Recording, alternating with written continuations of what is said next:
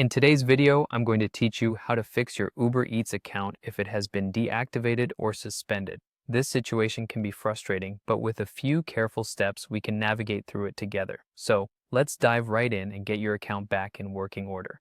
First and foremost, it's important to understand why your account might have been deactivated in the first place. Common reasons include violations of Uber's terms of service, such as missed deliveries, consistently low customer ratings, or fraudulent activities. Knowing the root cause can significantly help in resolving the issue efficiently.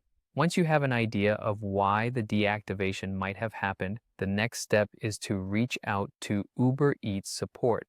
This can be done through the Uber Eats app on your phone. Open the app, tap on the menu icon in the top left corner and select Help. From there, navigate to the Account and Payment options, then to Account Settings and Ratings, and finally, tap on I can't sign in or deactivate my account. This will initiate a support request where you can explain your situation. When contacting support, always remain calm and concise. Clearly state the issues you've encountered and ask for specific details regarding your deactivation. Providing any relevant information such as account details or correspondence IDs can expedite the resolution process. Be patient as it might take some time for Uber support to review your case. While waiting for a response from Uber Eats, double-check your email for any messages from Uber regarding the deactivation.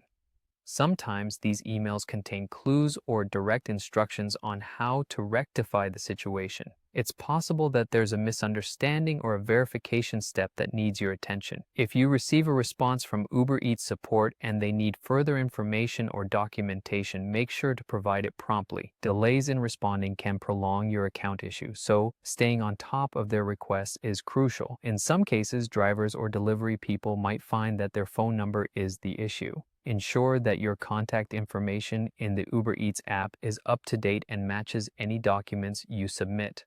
Sometimes, a simple mismatch can lead to complications.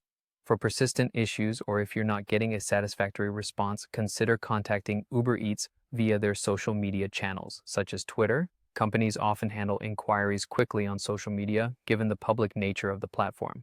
Lastly, if all else fails and you're unable to get your account reinstated, you might want to consider visiting an Uber Greenlight hub if there's one nearby. These physical locations are specifically set up to assist drivers and delivery partners with in-person support. Remember, while these situations can be stressful, maintaining a professional and composed demeanor will always work to your advantage. Thanks for watching, and I hope this guide helps you get back to delivering with Uber Eats smoothly. Stay patient and best of luck.